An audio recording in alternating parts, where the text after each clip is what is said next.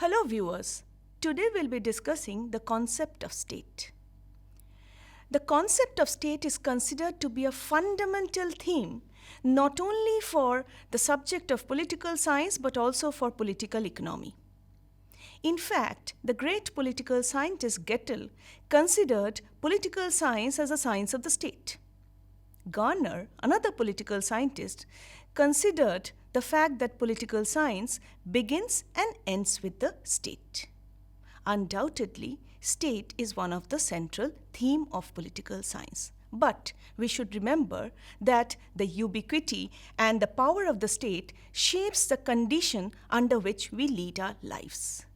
More importantly, our interaction with the state begins much before we are aware with it. In fact, it is the state which provides us with the birth certificates when we are born, the voter card, the Aadhaar card, numerous social security schemes, as well as the death certificate. All of these are anchors about our relationship with the state. Therefore, it's imperative to understand how the state originated. What is the state? Who is the state? And what are the different perspectives of the state? Now, please remember, students, that some form of social organization and political organizations were there even before the modern state emerged. We have heard of the Greek city-states, the Roman Empire, but the concept of the modern state emerged much later. The first thinker to speak about the state was Niccolo Machiavelli in his Prince. He described the state as the power which has authority over men. Another very important sociologist provided a sociological definition of the state, meaning that the state has a relationship with the people living within it. He defined the state as a human community that successfully claims the monopoly of the legitimate use of physical force within a given territory. In fact, state is one of those associations which has the power of coercion and using punishment over people. Now, what is the state? All of us are members of a political community. All of us lead our lives within a particular territory. But does living a life within a territory imply it's a state? Let us understand this a little deeper. Statehood today refers not only to a set of institutions but also to a body of attitudes, practices, and codes of behavior that we follow consciously and willingly at times and unconsciously and unwillingly at other times. These codes of behavior would comprise obedience to the laws made by the state, obligatory voting in elections, compulsory military training, or conscription. Some political thinkers maintain that the state is the most important concern of modern politics and economics. Concepts that we study in political science, say liberty, equality, democracy, rights, freedoms, all these are intricately related to the state. In other words, the relationship between the state and the citizens is one of the most pervasive themes of discussion in the language and the discipline of political science as well as economics. Now, the first modern definition of the state emerged with the Montevideo Convention on Rights and Duties of States. This was provided in 1933. The convention defined a state as possessing a permanent population, a defined territory, a government capable of maintaining effective control over the corresponding territory, and finally, of conducting international relations with other states. Now, when we speak of states, sometimes we get confused with the government. However, students, please remember that the state is not the same as government. There are certain very important differences between the state and the government. Firstly, state is original as well as primary, whereas the power of the government is derived and delegated. So, even if the government comes and goes, the state remains. Secondly, the state comprises of the aggregate of the total population living within it. Government comprises of a part of the total population. What I mean to say is that government comprises of the elected representatives of the people. Thirdly, state is a permanent entity. Governments come and go after a particular period of time. So, irrespective of the governments in power or not in power, the state remains. Fourthly, state reflects permanent interest of the society. It has a universal role to play. Governments many a times reflect partisan spirit. They also fulfill certain ideological promises to the people. However, the state is much higher than the government.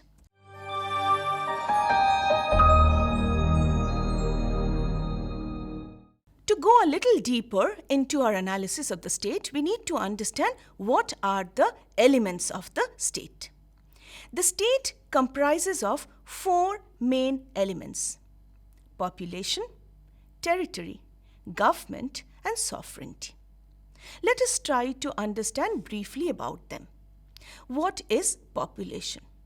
Population refers to the people living within the state. But then, since the state is a human institution, population varies from one country to another country. Size of the population is also very important. Some countries have very small size population, some countries are overpopulated. Many of the problems related to the state may be because of this overpopulation. There's another very interesting concept so far as population and state is concerned: the quality of the population, the composition of the people. In terms of composition of the state, people can be homogeneous or multicultural and heterogeneous. You will find, students, that there are some states where you have people belonging to the same race, culture, ethnicity, religion, language. We call them monocultural or homogeneous states. On the other hand, we have large, diverse countries inhabited by people belonging to multiple ethnic communities, cultural groups, speaking different languages, following different religions. We call them multicultural countries. Governments follow different policies towards the population based on the nature of the population. Let's come to the second element of the state, that is territory. Territory can be defined as a geographical phenomena. It divides states in terms of seas, mountains, plateaus, plains. So, territory comprises of the land area, the water bodies, as well as the airspace. It is also said that a distance of 3 nautical miles into the sea from its coast belong to one state. So, if we are covered by sea or water bodies along our boundaries, we have some control over a part of those seas and territorial waters. Similarly, students, when we use airspace for international travel, airspace is also controlled by countries. Now, territory symbolizes the sovereignty of the state. It is the territory which gives states a geographical or geostrategic position. Let's come to the third element of the state, and that's government. Government is considered to be the machinery of the state or agency of the state through which the state pursues its policies and laws. The government comprises of 3 organs: legislature, executive, and judiciary. Legislature is that body which makes laws, executive implements the laws, and judiciary ensures that the laws are properly implemented and there is justice within the people. But students, you need to understand that government is not uniform along the world. There can be different types of government. For example, some states have parliamentary form of government, some states have presidential form of government. Where there's a presidential form of government, you have the president as the head of the executive and the head of the state. Where you have a parliamentary form of government, you have 2 heads.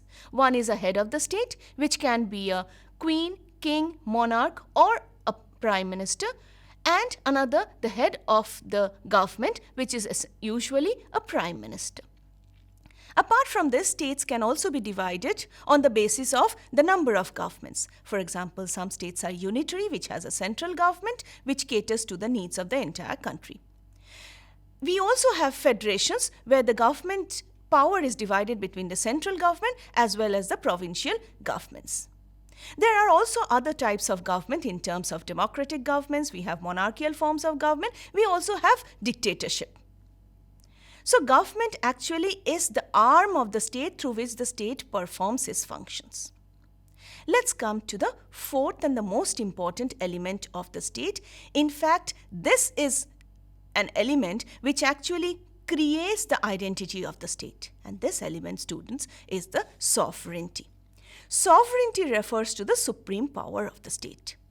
The power of the state to use coercion, the power to punish the offenders, the power to implement the laws. So sovereignty is the supreme power of the state. It is sovereignty which differentiates states from other associations. However, sovereignty can be divided into two parts: internal sovereignty and external sovereignty. Internal sovereignty refers to the supreme power of a state to maintain law and order within the country, to ensure that its policies and legislations are followed by all. External sovereignty refers to the power and freedom of the state to enter into international treaties and negotiations with other countries. It is external sovereignty which gives power to a particular country to sign a treaty, not to sign a treaty, to join an international organization or regional association or not to join it. So sovereignty is a very powerful concept in the entire discourse of the state. Now, sovereignty is incomparable in the sense that it is not found in other associations. Apart from these four elements, there is another element which is also recognized as an important element of the state, and that is international recognition. When a new state comes into being, other states have to recognize it, because we know no state or country is self-sufficient. Every state needs the help or alliance of other countries. Therefore, we need to understand that international recognition is also sometimes considered to be an element of the state. For example, when Bangladesh was created in 1971 out of Pakistan, India was one of the first few states to give recognition to Bangladesh as an independent state. International recognition is also important to be part of international organizations and associations.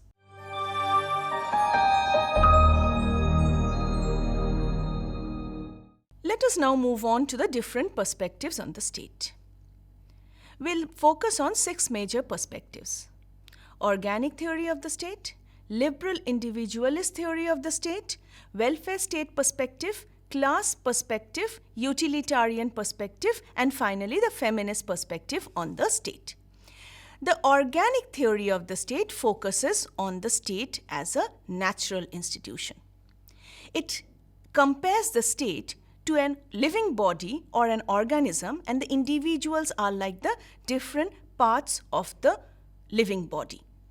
This is said to be one of the earliest exposition on the theory of the state.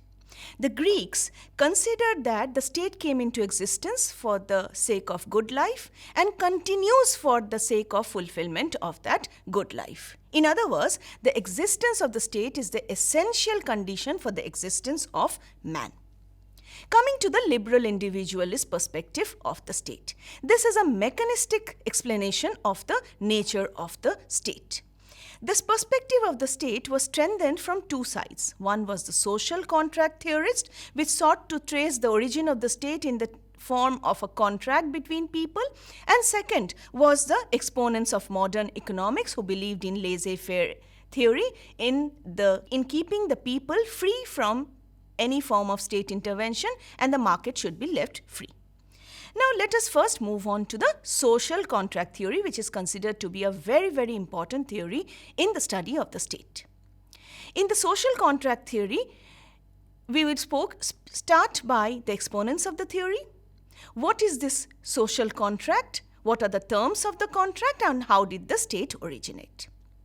The social contract theory has its exponents in Thomas Hobbes, John Locke, and J.J. Rousseau. This particular theory originated in the 16th and 17th centuries. The main idea of the theory is that the state was the result of a contract or agreement made between people. Now, these theorists were of the opinion that before the emergence of the state, people lived under the state of nature. State of nature refers to the conditions prevalent before the coming of the state. However, Hobbes, Locke, and Rousseau had their own individual opinions about the state of nature, the terms of the contract, as well as the nature of sovereign power of the state.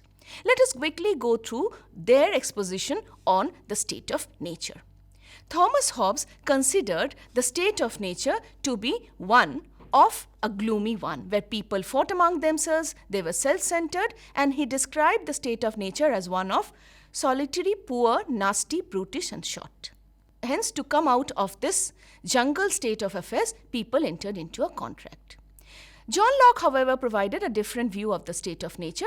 According to him, people lived in a blissful state, they were happy, contented, but there were some problems in this state of nature. There was no impartial arbiter, no judge to settle conflicts if it arose among people. So the need for an impartial arbiter led to a contract and the state. Rousseau provides a different picture of a state of nature. He said that people were happy, blissful, living in a blissful state, but two problems emerged. One, growth of population, and the emergence of private property. With the growth of population, the concept of mine and thine emerged. With it emerged the right to property. People started fighting over their property, and this led to conflicts in the state of nature, necessitating some form of political organization, which led to the state. Let us come to the terms of the contract as provided by each of these theorists. Now let us come to Hobbes. According to Hobbes, people entered into one contract with themselves. The contract was within the people themselves itself. The king, the sovereign, was not a party to the contract. Now, in order to abolish the state of nature, one contract was postulated by virtue of which people surrender all their powers except the right to self-preservation to a sovereign who had absolute, inalienable, and indivisible power. Now, if you quickly look into this transfer of power, you'll find that Hobbes was actually speaking of an absolute monarchical system, where the monarch had all powers and the people had surrendered all their freedoms to the monarch in order to create a state. So, Hobbesian state was an absolutist state. Let's come to what Locke had to say about the contract. According to Locke, there were two contracts. By the first contract, the civil society was created, and the second contract, the state was created. So much so that even if the government went away, the society remained. According to Locke, by virtue of the contract, people did not surrender all their rights and all their powers. They surrendered their rights and created a political system by virtue of which power was given to a trust. In other words, a collection of individuals had power to run the state, to govern the state. So, creation of the society was the primary state and the creation of the state was the secondary state. In Locke's ideas, a government was like a state and it was bound to act according to the terms and conditions led by the people.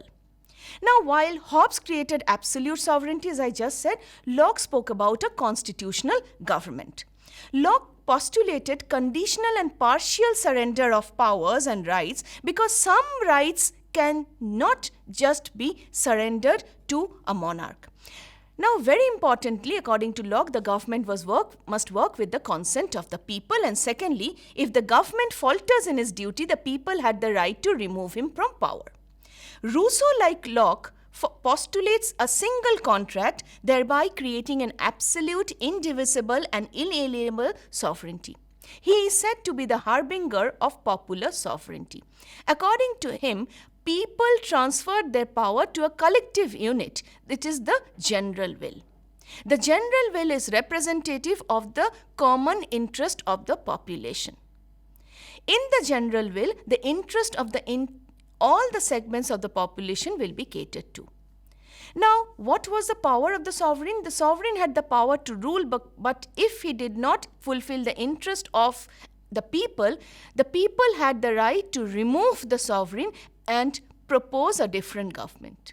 Rousseau was actually an advocate of direct democracy and popular sovereignty.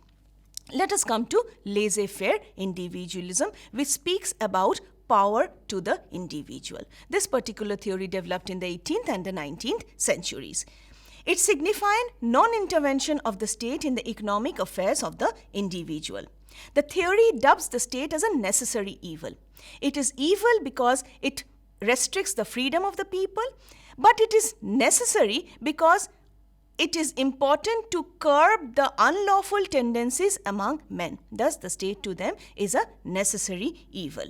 The exponents of laissez-faire individualism are Adam Smith, Jeremy Bentham, James Mill, and Herbert Spencer. Coming from the liberal individualist perspective, we now have the welfare state, which is also called the positive liberal state. This school of thought believes that the state emerged in order to fulfill certain positive roles such as providing social service, catering to maintenance of law and order, as well as securing welfare for the vulnerable sections of the society.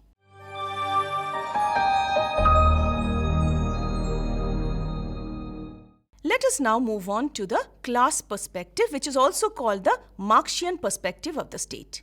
The class perspective was advocated by Karl Marx, Friedrich Engels, and V.I. Lenin.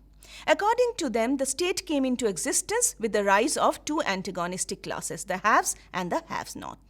The state was considered to be the machinery of class oppression. It was an instrument of class rule. It was used by the capitalist in order to keep the vulnerable section under control. The state was the embodiment of political power. The dominant class used the machinery of the state to serve their own interests, which involved the exploitation of the dependent class. Thus, the state was an instrument of class rule. Coming to the next important perspective of the state is the utilitarian perspective, which is based on Bentham's philosophy of the greatest good of the greatest number. The state was justified according to the utilitarian perspective because of its utility in bringing about greatest happiness to the greater number of people through making of just and welfare legislations. Early utilitarian philosophers like Jeremy Bentham and James Mill believed that the consequences one should consider were the happiness and unhappiness of one's actions would cause. Now, if we put the two claims together, we would say that utilitarianism aims at bringing about a state of affairs that results in the greatest happiness of the greatest number of people. Let us now discuss the feminist theory of the nature of the state.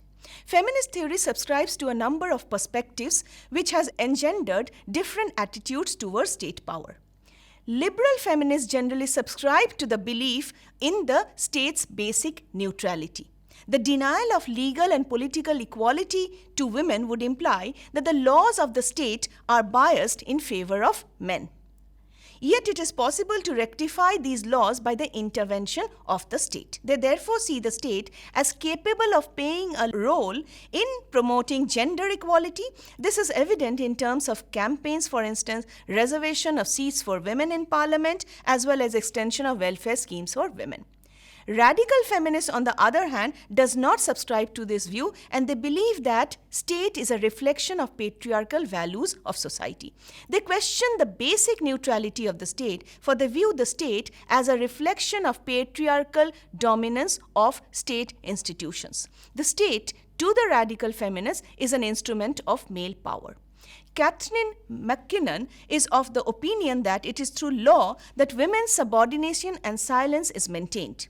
In an unequal society, the definition of the normal status of women is determined by the application of males' values and practices. Thus, radical feminism criticizes the view of the state as impartial and neutral.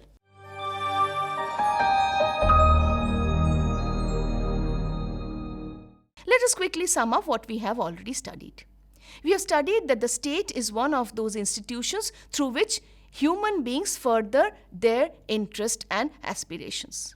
There are 4 major elements of the state: population, territory, government, and sovereignty. International recognition is also sometimes considered to be an element of the state. Then we had studied the different perspectives of the state, which see the state as a natural institution and a man-made institution, and that the state was a result of a contract among human beings. Also, we find that the state is considered to be an instrument of class rule. And finally, the feminists believe that the state is an instrument of furthering patriarchal values. All these perspectives of the state help us to understand the nature of the state, the working of the state, and how the state has created a sphere for itself even with the onset of globalization. Thank you.